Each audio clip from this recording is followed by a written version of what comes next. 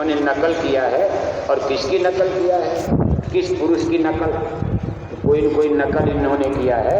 अब जिन्होंने इसको बनाया है, कि भाई उन्होंने बनाया इसको, और जब धरती बना दिया, इस पर ओरिजिन ऑफ लाइफ यानी प्राणियों की उत्पत्ति में उन्होंने अपनी कला के द्वारा कुछ औरत बनाए, कुछ मर्द बनाए।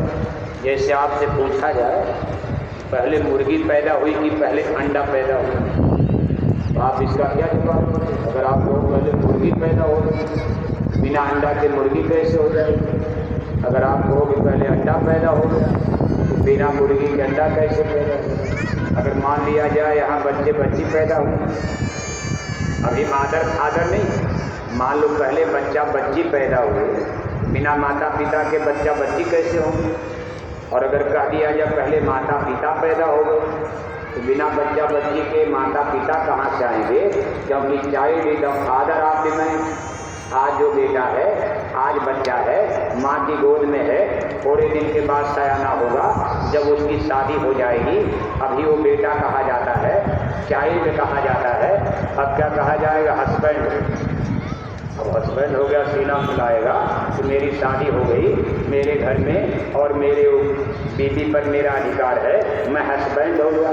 अभी तो चड्ढी पहनकर घूम रहा था, टट्टी पेशाब का ज्ञान नहीं था, किचन में टट्टी करता था, चूल्हे में टट्टी कर लेता था, माँ की गोद में टट्टी कर लेता था। अब तो टाई कोट लगा करके तो क्या कहा जाएगा? हस्बैंड। जब तक बेटा बेटी नहीं तब तक तो हस्बैंड। अब मान लो बेटा बेटी पैदा हो गए, अब वो फादर कहा जाएगा। एक बच्चा भविष्य में the child is the father of the man. आज जो बच्चा है वही एक दिन पिता माना जाएगा। और 70-80 बरस का हो गया, घर में नाती पोता पैदा हो गए, अब वो अपने को ग्रैंड फादर, तब उसको दादा कहा जाएगा, ग्रैंड फादर कहा जाएगा। इसके बाद हो सकता परदादा हो जाए, अगर भगवान दया कर दें, थोड़ी उम्र और ज़्यादा मिल जाए, 100 बरस से ज़्यादा जी लेगा तो परदादा कहा जाएगा।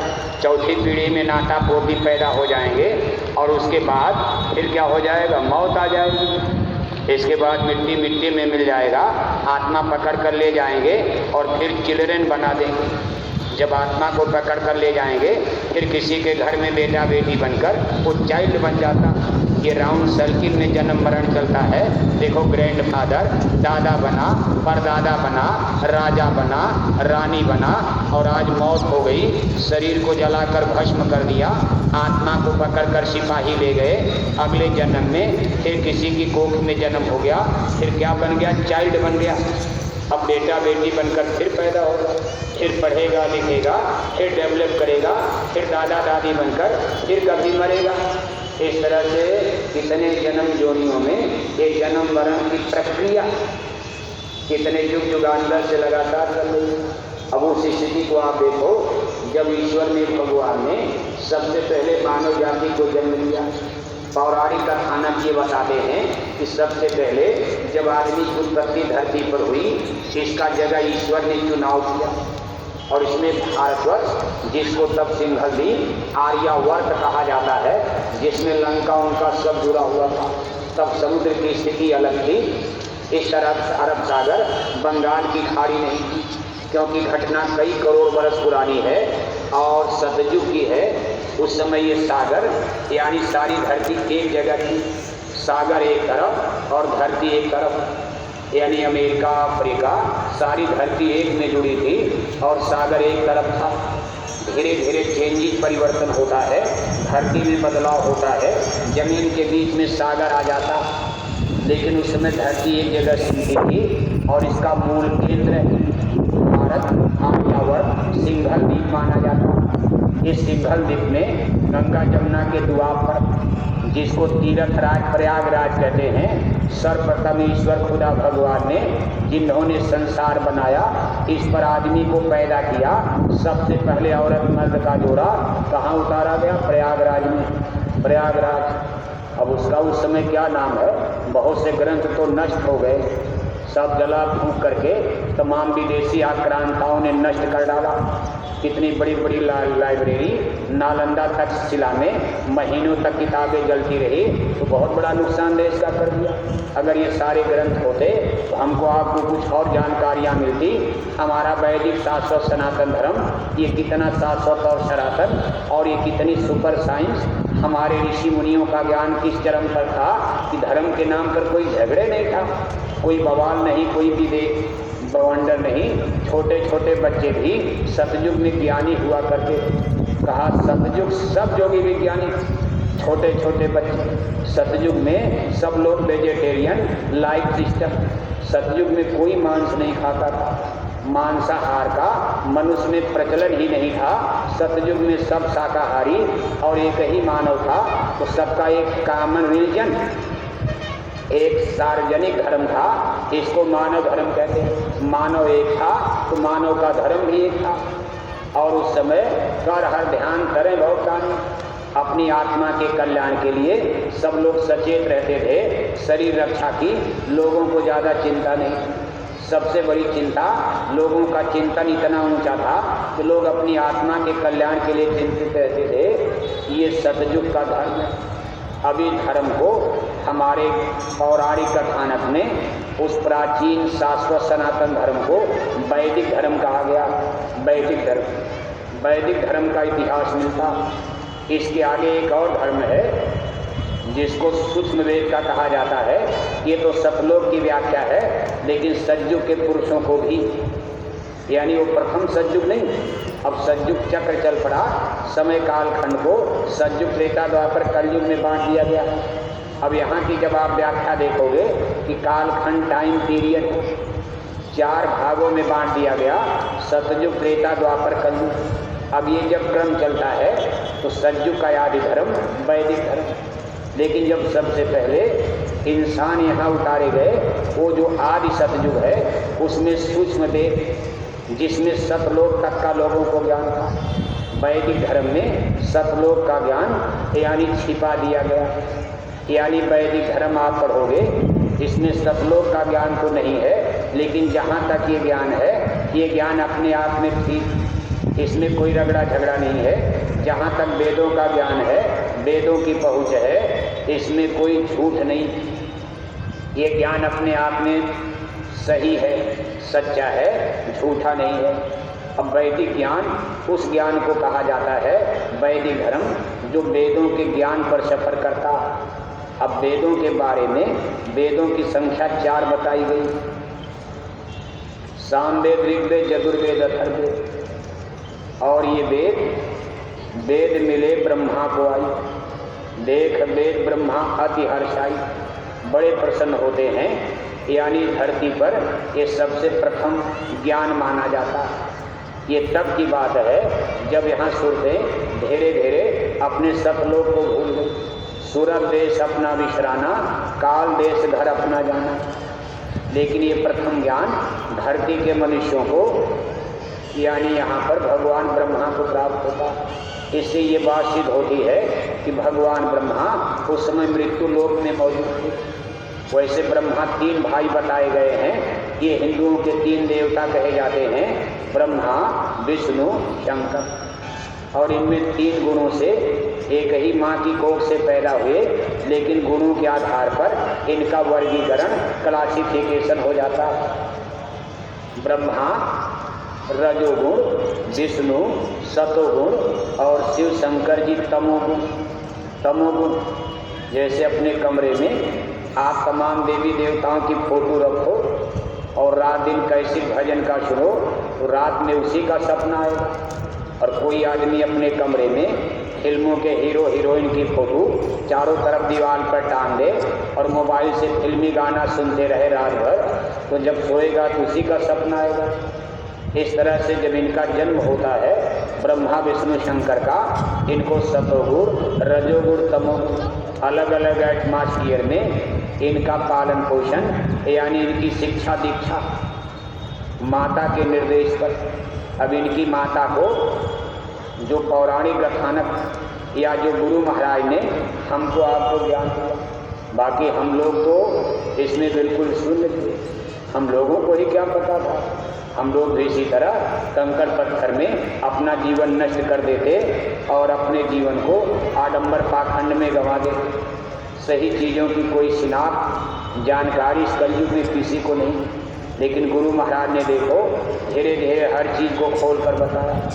अब 60 साल सत्संग सुनाए, कोई ऐसा सत्संगी नहीं जो 60 बरस का पूरा सत्संग सुना हो। किसी को 10 बरस सुनने को मिला, किसी का 2 सत्संग छूट गया, कितने लोगों का साल का पूरा सत्संग छूट गया। अब एक एक पानी लेकर आप झगड़ा करते हो, लेकिन गुरु महाराज ने 60 बरस सुनाया। और इस चीज़ को जब आप एक चेन में, एक सीरियल में देखोगे तो गुरु महाराज ने ऊपर से लेकर सतलोक तक यानी कुछ नहीं छोड़ा है। अगर इसका सही अध्ययन कर लिया जाए तो सब रगड़े झगड़े ही खत्म हो जाए। अब कहते देखो इन तीनों देवताओं की उत्पत्ति, अब इनकी माता का नाम अष्टांगी देवी बताया गया।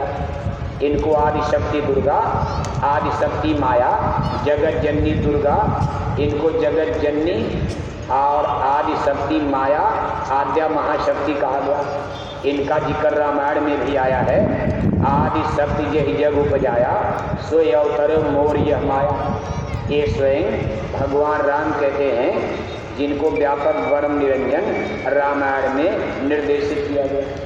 कहा व्यापक ब्रह्म निरंजन है, निर्गुण विगत विनोद, सोयज भक्ति प्रेम बस कौशल्या की गोद। व्यापक ब्रह्म निरंजन ने कौशल्या की और राजा दशरथ की गोद में अवतार लिया। अब कुछ लोग नहीं जानते हैं तो सोचते भगवान विष्णु ने अवतार लिया।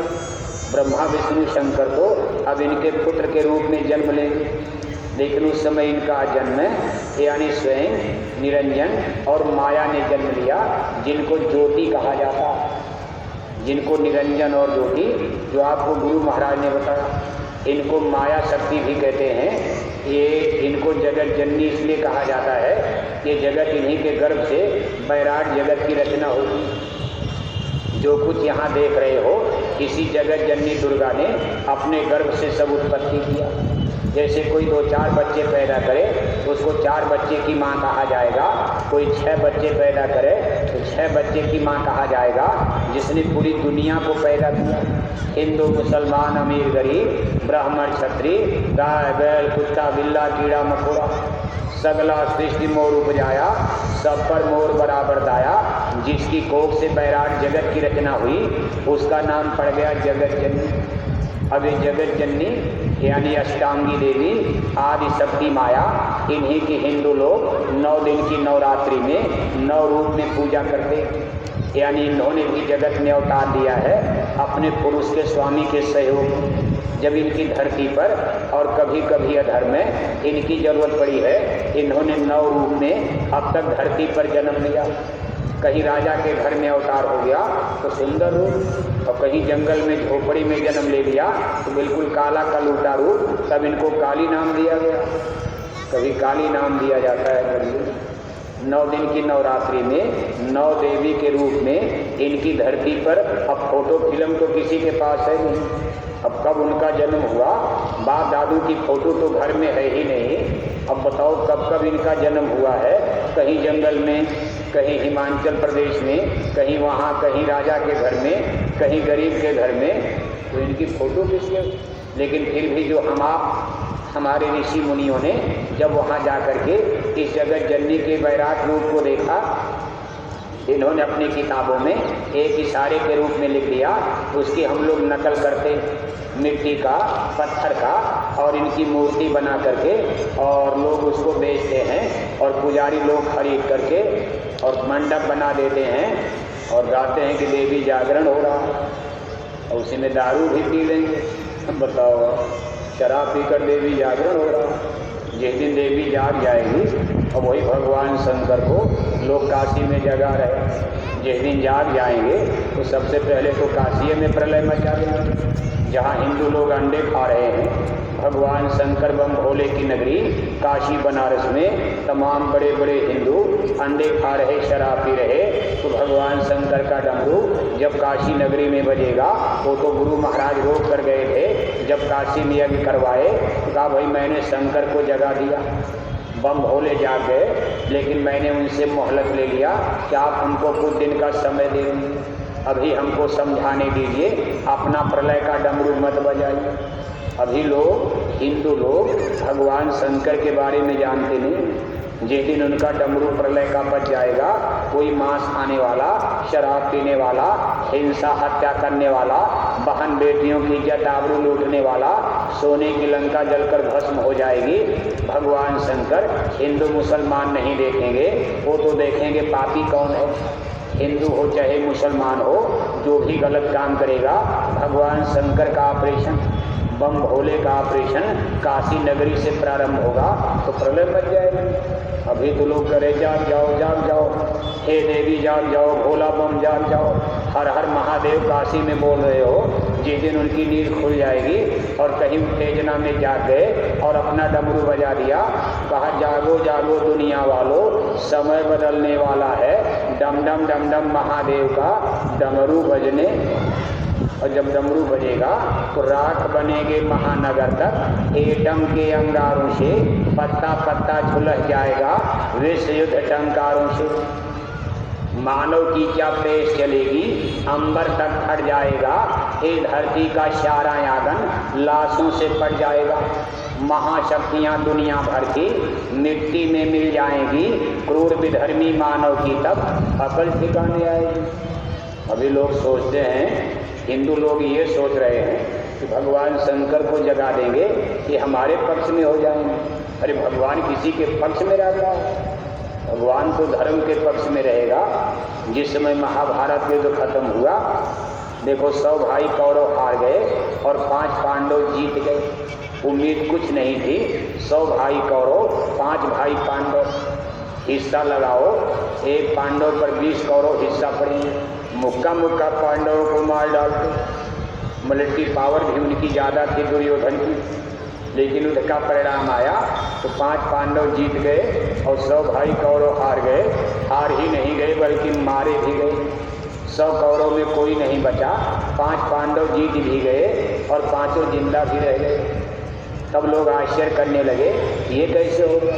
क्योंकि कोई ऐसा नहीं सोचता था युद्ध का परिणाम ऐसा होगा। सब यही कहते थे कि पांडव बेचारों के पास राजपाट नहीं है, संसाधन नहीं है, अस्त्र और शस्त्र नहीं है, रुपए पैसे अब कुछ नहीं है, इनकी मिलिट्री पावर भी कमजोर है, ये तो 1-2 दिन में मार दिए जाएंगे। लेकिन जब परिणाम आया उल्टा हो गया। तब ऋषि मुनियों ने अपने दिव्य दृष्टि के द्वारा अंतर जगत में झांक करके देखा। तब उन लोगों ने भेद खोला कि भाई ये भगवान जोगेश्वर श्री कृष्ण की लीला हो गई। ये कोई युद्ध नहीं जीता, बल्कि ये भगवान जोगेश्वर श्री कृष्ण जी का प्रताप है। तब उनको भगवान श्री कृष्ण ब्रह्मकाल के रूप में नजर आए। काल ब्रह्म के रूप में अंतर्दृष्टि के द्वारा जब देखा तो शरीर को हाड़ मांस का, ग्वाला अहीर यादव घर में जन्मे, दुनिया उनको यही सोचती थी। लेकिन अंतर्दृष्टि के द्वारा सिद्ध पुरुषों ने देखा कि भाई ये हाड़ मांस के शरीर में कोई मामूली इंसान नहीं, ये तो काल ब्रह्म पुरुष योगेश्वर पुरुष है। तब लोगों ने कहा इनकी शक्ति से पांडव युद्ध जीत गए। तब भगवान श्री कृष्ण से पूछा गया कि महाराज आपने ऐसा क्यों कर दिया? अर्जुन भी आपके रिश्तेदार, दुर्योधन भी आपके रिश्तेदार, लेकिन आपने पक्षपात किया, एक तरफा फैसला लेकर दुर्योधन का साथ छोड़कर एक तरफा अर्जुन की तरफ चले गए। तब भगवान श्री कृष्ण ने कहा था भाई धर्म की रक्षा के लिए ही मैं संसार में जन्म लेता हूँ। यदा यदा ही धर्मस्य ग्लानिर्भवति भारत, हे पार्थ बढ़ता पाप जब जब, ग्लानि होती धर्म की, पड़ती जरूरत है मुझे निज जन्म लेकर कर्म की। धर्म की रक्षा के लिए मैं जन्म लेता हूँ। मैंने अच्छी तरह से देख लिया था कि धर्म अर्जुन के खेमे में है, दुर्योधन के खेमे में अधर्म है, अनीति है, अत्याचार है, पापाचार है। इसलिए मैंने जानबूझकर होशो हवास में, कोई बेहोशी में नहीं, मैंने जानबूझ करके निर्णय लिया कि मुझे अर्जुन का साथ देना चाहिए जिधर धर्म खड़ा है। आखिर मैं अधर्मी विधर्मी दुर्योधन का साथ कैसे देता? कहने का मतलब यह है कि कोई भी महामानव महापुरुष किसी गुणा गणित पर काम होता। अगर भगवान शंकर जाग जाएंगे तो हमारा आपका उपक्ष लेंगे। हमको हिंदुओं ने जगाया है, चलो हम हिंदू कब तक बोलेंगे। वो तो देखेंगे भाई हिंदू भी गड़बड़ हैं, इन पर भी अपना डमरू बजाओ तो हर जगह बजाएंगे। इसलिए परिस्थितियाँ देश दुनिया की बड़ी विचित्र होती जा रही। जैसा गुरु महाराज ने संकेत किया वो देखो उसके लक्षण नजर आने लगे। बड़ी बड़ी बीमारियों की बात तो आप देख ही रहे हो। अब देखो इस समय रूस जो है यूक्रेन पर बम बरसा रहा, बराबर आप टीवी में देख रहे हो और बराबर डर भी लगता है कहीं ये युद्ध महायुद्ध है, परमाणु युद्ध में न बदल जाए। सबसे बड़ा डर इसी का है जिसको न्यूक्लियर वार परमाणु युद्ध कहा जाता है। परमाणु पावर कितनी खतरनाक होती है अंदाज़ा लगाओ। अमेरिका का 2 परमाणु बम भारत के सबसे सुपर सिटी बम्बई पर गिरा दिया जाए तो 2-3 घंटे के अंदर बम्बई का चेहरा लहूलुहान खूनी हो जाएगा। 350 बरस से हमारे पुरखे पूर्वजों ने इतनी मेहनत करके जिस बम्बई को आबाद किया है उसको अमेरिका के 2 परमाणु बम 2-3 घंटे में नष्ट कर सकते। ऐसे कितने हजार परमाणु बम आज केवल अमेरिका के पास रखे हैं, बनकर तैयार हैं।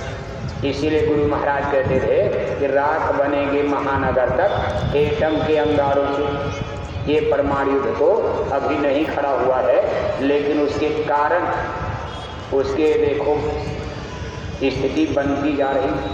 कब ये चिंगारी फूट जाए। यूक्रेन देखो इसको यूरोप का स्वर्ग कहा जाता है, हेवन ऑफ यूरोप। जैसे कश्मीर को स्वर्ग कहा जाता है ऐसे यूक्रेन एक छोटा सा यूरोप का देश है, लेकिन इतना सुंदर देश, इतना धनी मानी देश, इसको हेवन ऑफ यूरोप कहा जाता था।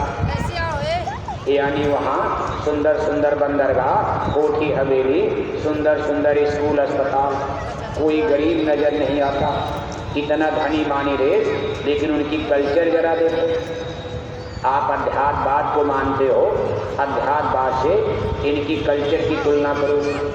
ये लोग जिस कल्चर को मानते हैं इसको इंग्लिश कल्चर कहा जाता है। इंग्लिश कल्चर यानी ये वेस्टर्न कल्चर, इसको यूरोप अमेरिका में जमाने से स्वीकार कर लिया गया, लेकिन अभी भारत में इस कल्चर को नहीं स्वीकार किया गया। जैसे भारत में किसी माता पिता को पता चले यूनिवर्सिटी में इनकी बेटी शराब पी रही है तो माता पिता का होश उड़ जाएगा, लेकिन अगर लंदन अमेरिका में किसी को ये पता चले भी कोई फर्क नहीं पड़ता है, क्योंकि वहाँ पर लड़के लड़कियाँ एक साथ शराब पीते। उनकी कल्चर में फ्रेंड यानी दोस्त बनाने के लिए कोई लड़का लड़की को दोस्त बना सकता, इसको गर्लफ्रेंड कहा जाता। कोई लड़की लड़के को दोस्त बना सकती है, इसको बॉयफ्रेंड कहते। इस तरह की कल्चर यूरोप अमेरिका में चलती। बच्चे बच्चियाँ यूनिवर्सिटी कॉलेज में पढ़ते हैं, अभी शादी ब्याह नहीं और दोस्ती दोस्ताना का रिश्ता कायम हो जाता। यूक्रेन में इतनी ज़्यादा लोग शराब पीते थे, इतनी ज़्यादा शराब पीते हैं, और यूनिवर्सिटी में कॉलेज में बेटे बेटियां पढ़ते हैं, कहीं होटल में, वार में, क्लब में, सड़क के किनारे, कहीं पार्क में, बाग बगीचे में हाथ में हाथ डालकर शराब पी करके मौज मस्ती करते हैं। इसको इंग्लिश कल्चर कहा जाता है। भारत को अभी इसको मान्यता नहीं दे रहा है, लेकिन भारत के बड़े बड़े महानगरों में जो यूनिवर्सिटियां हैं, बेंगलुरु, हैदराबाद, चेन्नई, मुंबई, दिल्ली, वहाँ हमारी बेटियां यूनिवर्सिटी में शराब पीने लगी। अभी गांव देहात में तो नहीं, लेकिन शुरुआत भारत में भी हो रही है। और ये फ्रेंडशिप, बॉयफ्रेंड और गर्लफ्रेंड यूनिवर्सिटियों में भारत में भी प्रारंभ हो गया। अब आप देखो, ये लोग अगर वो उनको घर भी जाते हैं तो माँ बाप को उस पर कोई कमेंट नहीं, वो कहेंगे मेरे लड़के के ये दोस्त है, ये मेरी बेटी का ये बॉयफ्रेंड है, दोस्त आया हुआ है। और दारू और शराब धड़ाधड़ चलती, लेकिन ये अननेचुरल माना जाता। अब इंग्लिश कल्चर में उन्होंने इसको मानवाधिकार, इसको उन्होंने साम्यवाद, कि औरत मर्द, लड़के लड़कियां सब बराबर किए जा रहे, ये बंदूक चलाएंगे, लड़कियां भी बंदूक चलाएंगी, इनको समाजवाद, साम्यवाद है। इंग्लिश कल्चर यानी मान करके मानवाधिकार के रूप में सबको बराबर राइट अधिकार देने की बात लंदन अमेरिका में जमाने से चल रही है। उसी की नकल भारत में भी लोग धीरे धीरे करना प्रारंभ कर दिए। और आज स्थिति ये है कि भारत में भी बेटियों ने शराब पीने की शुरुआत कर दिया है। लेकिन इसको अध्यात्मवाद में संतों महापुरुषों ने रामायण गीता में अननेचुरल बताया है कि भाई ये अप्राकृतिक है।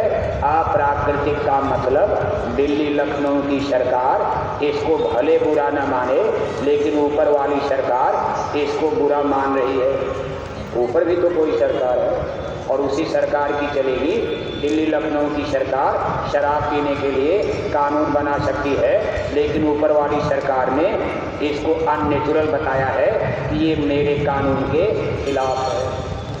और जब ईश्वर के कानून के खिलाफ आदमी रास्ता चलता है, निराकोरा भौतिकवादी हो जाता है, अधर्मी भी धर्मी हो जाता है, इसके गुनाहों का पाप का घड़ा भरता है, तब कुदरत इसको ठोंकना शुरू करती। कुदरत अपना डंडा बजाती। आज देखो यूक्रेन पर डंडा बज गया। इतना सुंदर देश आज रूस बम बरसा रहा है। शराब पीने को कौन कहे, उनको 2 लीटर पानी मिलना मुश्किल हो गया। 2-2 दिन बीत जाता है पीने के पानी के लिए। नहाने धोने को कौन कहे, शराब पीने को कौन कहे। मंडी बाजार ध्वस्त हो गए, फैक्ट्री कारखाने जलकर भस्म हो गए, कहीं कोई नजर नहीं आता है। उनकी करोड़ों करोड़ों की कोठियाँ जमी डोज हो गई। कोई जा कर के और विदेश भाग गया, कोई जंगल में छिपा है और कोई जमीन के नीचे पड़ा है। पीने का पानी मिलना मुश्किल हो गया। ये बात आपको इसलिए बताई जा रही है, सदैव सावधान रहो, जागते रहो। आपके भारत में भी, आपके जिले में भी ये घटना हो सकती। शराब पी करके आज लोग मौज मस्ती ले रहे हैं, पीने का पानी मिलना आगे मुश्किल हो सकता है। आपके मथुरा में, आपके आगरा में, आपके दिल्ली में तबाही का आलम मच जाएगा। ये गुरु महाराज सन 70 के दशक से हमको आपको सावधान कर रहे। आदमी अननेचुरल होता जा रहा। अननेचुरल यानी कुदरत के, नेचर प्रकृति के, ईश्वर भगवान के, रामायण और गीता के ये बिल्कुल खिलाफ जा रहा है। ये अपने कानून को अच्छा भले माने और कहता हम डेवलप कर रहे, हम विकास कर रहे, लेकिन कुदरती नियम के मुताबिक ये बिल्कुल परमेश्वर के कानून के खिलाफ जा रहा है। शराब का पीना, मांस का खाना, इसको महापुरुष अननेचुरल बताते। ये ईश्वर के विधान के बिल्कुल खिलाफ है। लड़के लड़कियां इस तरह की हरकत करें, इसको भी रामायण गीता में अननेचुरल माना गया है और इसकी सजा हम मनुष्यों को मिलने जा रही है। इसलिए भी आप उस स्थिति में देखेंगे। इसलिए प्रेमी भाई बहनों, गुरु महाराज के भविष्यवाणियों की किताब, इसीलिए आपको जल्दी जल्दी गांव-गांव, घर-घर तक पहुंचाने का दरबार से देखो। पूज्य महाराज जी ने हुक्म दिया कि आप गुरु महाराज की भविष्यवाणियों की किताब, जिसमें बहुत सारी सही हो गई और बहुत सारी आगे आ रही हैं और बड़ी जल्दी जल्दी आ रही। अभी आप बीमारी देख रहे थे, अब युद्ध के बादल मंडराने लगे। आगे महंगाई देखोगे, भ्रष्टाचार देखोगे। अभी अच्छे दिन आने का कोई योग नहीं दिखाई दे रहा। अभी अच्छे दिन, कोई आपसे कहता है अच्छा दिन आने वाला है तो बिल्कुल गप बोल रहा है, उसको फ्यूचर के बारे में मालूम नहीं है। संतों के वचन कभी गलत नहीं हो सकते। जब तक हिंसा हत्या पर लगाम नहीं लगाई जाएगी तब तक अच्छा दिन कैसे आएगा। अभी अच्छा दिन नहीं, अभी तो आप 22 में हो, 23 में चलोगे और बुरा समय। अभी तो आगे लगातार बुरा, क्योंकि अभी हिंसा हत्या, शराब कबाब को रोकने का कोई प्रयास किसी भी सरकार ने अभी तक तो नहीं किया। चाहे डेमोक्रेट, चाहे रिपब्लिकन, चाहे सोशलिस्ट, चाहे कम्युनिस्ट, तमाम सरकारें आई और वर्तमान में भी अभी इस पर कोई प्रयास नहीं किया जा रहा है कि हम वेजिटेरियन इंडिया, हम शाकाहारी भारत बनाने की कोशिश करें। अभी वर्तमान सरकारों ने भी इसके लिए कोई ठोस कदम नहीं उठाया है। इसलिए अभी अच्छे दिन आने का कोई सवाल ही नहीं उठता। इसलिए प्रेमी भाई बहनों, जैसा आपको समझाया गया, बताया गया कि गुरु महाराज के भविष्यवाणियों की किताब आप घर घर जा कर के लोगों को बांटो, समझाओ। इसके लिए बोर्ड सिस्टम कम खर्चे में, कम समय में, मेहनत कम, लाभ ज़्यादा। अब इस तरह के बड़े बड़े सत्संग, बड़े बड़े कार्यक्रम में तो बड़े पैसे लगते हैं, लेकिन आपने 150 किताब अपने झोला बस्ता में ले लिया और पैदल गांव में निकल गए। जिस गांव को आपने गोद लिया, जिम्मेदारी लिया, घर घर किताब बांटते गए, सीने बसीने, आमने सामने वार्तालाप होगा, आदमी कन्विंस भी हो सकता, उसको आप समझा बुझा कर मथुरा ला सकते। फिर गांव गांव शाकाहारी सूची भी बनाओ, शाकाहारी संगठन, गांव में कितने लोग शाकाहारी हैं, नाम पता है से नोट कर दिया। इस तरह से गुरु महाराज का मिशन आप अगर पहुंचा ले गए, बस आपकी इतनी ही जिम्मेदारी, बाकी गुरु महाराज और उनकी कुदरत अपना सारा फैसला करेगी। गुरु महाराज कहते थे, बच्चा कोई मेरा काम नहीं करेगा, सब लोग छोड़कर चले जाओगे तो मैं अपना काम भूतों से करा लूँगा, मैं अपना काम लकड़ी से करा लूँगा। जिनका इतना बड़ा दावा है, इतना बड़ा संकल्प है, तो हमारे आपके मोहताज हैं। हम आप जैकेट पहने न पहने, हम आप प्रचार करें न करें, हम आप कुछ करें न करें, गुरु महाराज का काम जब वो कहते मैं लकड़ी से करा लूँगा, कोई नहीं करेगा, मैं भूतों से करा लूँगा।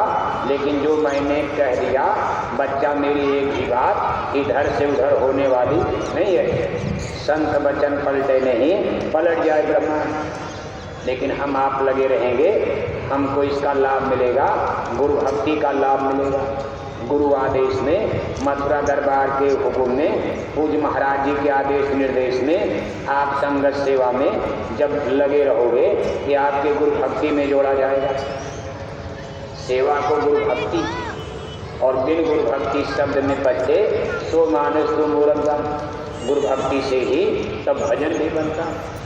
इसलिए हमारे आपके लिए जैसे लोहा लोहे को काटता, ऐसे हमारे किए हुए पाप कर्म गुरु दरबार में जो हम आप कर्म करते हैं, सेवा करते हैं, इसके बदले भी एक कर्म करता। लोहे को लोहे यानी पाप कर्म को ये सद्गुरु की सेवा में, दरबार की सेवा में जो कर्म होते हैं, ये हमारे पाप कर्मों को यानी साफ कर देते हैं, काई की तरह काट कर यानी निर्मल कर देते। इसलिए जो भी दरबार का हुक्म हो उसका पालन यथाशक्ति। अभी नहीं कि आप 10 किलो नहीं उठा सकते, तो ज़बरदस्ती 1 कुंतल लादा जाएगा।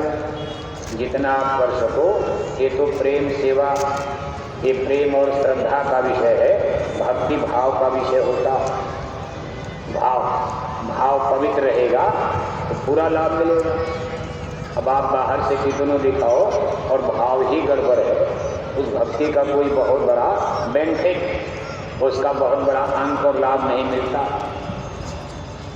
एक बार स्वामी विवेकानंद जी विदेश की यात्रा पर गए थे। यहाँ उन्होंने सुना था कि विदेश की नारियाँ बड़ी बेवफा होगी, उनके अंदर पतिव्रता पति भक्ति नहीं होगी।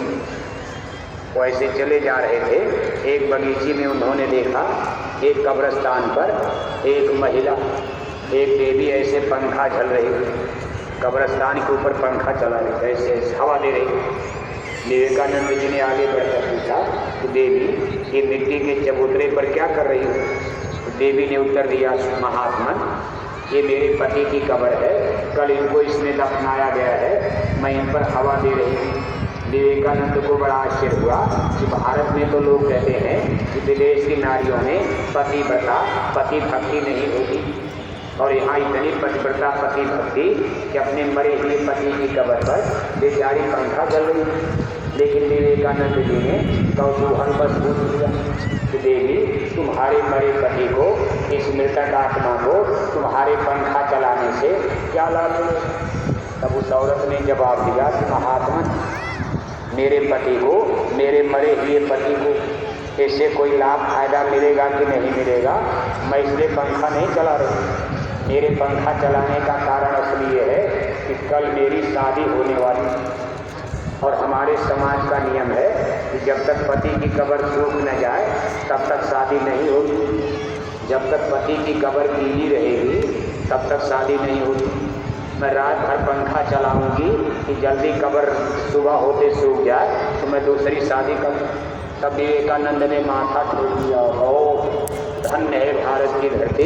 किसी देवी का पति मर जाए, 1 हफ्ते तो सर पीट पीट कर रोती है, 13 दिन में चूड़ी फोड़ती है, फिर 1 साल में साड़ी धोती बदलती है, और साल भर के बाद ही शादी के बारे में सोचती। अगर गोद में साल भर का बच्चा है तो 2-3 साल शादी नहीं करेगी।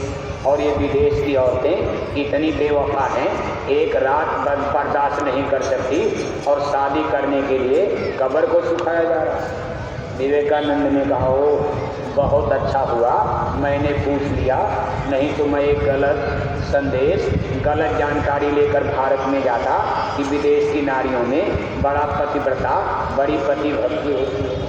कहने का मतलब ये है कि संगत की सेवा, गुरु की सेवा हम किस भाव में कर रहे हैं, कौन सी आशा आकांक्षा को लेकर, इसी भाव पर भक्ति का अंक मिलता, इसी पर नंबर मिलेगा। ये नहीं कि रोज झंडा लेकर घूम रहे और जहाँ गए झगड़े खड़ा हो गया तब तो अंक 0 हो जाएगा, 0। और घर वाले गांव वाले तो देख रहे भाई रोज घूम रहे, रोज समय दे रहे, और जिस गांव में गए वहाँ झगड़ा खड़ा करके चले आए, 1 गोल से 2 गोल बना दिए, पूरब वाले अलग हो गए, पश्चिम वालों का सत्संग अलग हो गया, तब आपके सेवा का अंक 0 हो जाएगा, 0 हो जाएगा। इसलिए कम ही करो लेकिन सही करो। आपके द्वारा संगठन का, संगत का कोई हानि नुकसान न होने पाए, सब में प्रेम पैदा हो, सब में मोहब्बत पैदा हो, सब लोग हिल मिल कर और इस ऑर्गेनाइजेशन को, इस मिशन को आगे बढ़ाने का प्रयास करते हैं। अब देखो अंधेरा होने जा रहा है। अब एक झोली रजिस्टर आपके बीच में है। अभी कार्यक्रम तो आप देखो अभी 4 दिन लगातार चलेगा, यानी 21 तक चलेगा। थोड़ा थोड़ा करके सुनोगे और सुबह शाम बराबर सत्संग होगा, तो बहुत कुछ आपकी समझ में आएगा। 18 मई कल है और 19 मई को प्रातःकाल पूज्य महाराज जी का आपको इसी मंच पर दर्शन मिलेगा, उनका सत्संग मिलेगा और नए लोगों को नामदान, गुरु दीक्षा, गुरु मंत्र भी मिलेगा। इसलिए उनको तैयार रखना। जिन नए लोगों को आप लाए हो, ये दिन परसों का है, 19 मई प्रातःकाल अमृत वेला। कल सायंकाल 9:30 बजे मंदिर में पूजन प्रारंभ हो जाएगा। 18 मई 2012 दिन रात्रि 9:30 बजे परम पूज्य स्वामी जी महाराज ने इसी मंदिर में अपनी नवलीला को समाप्त किया। यानी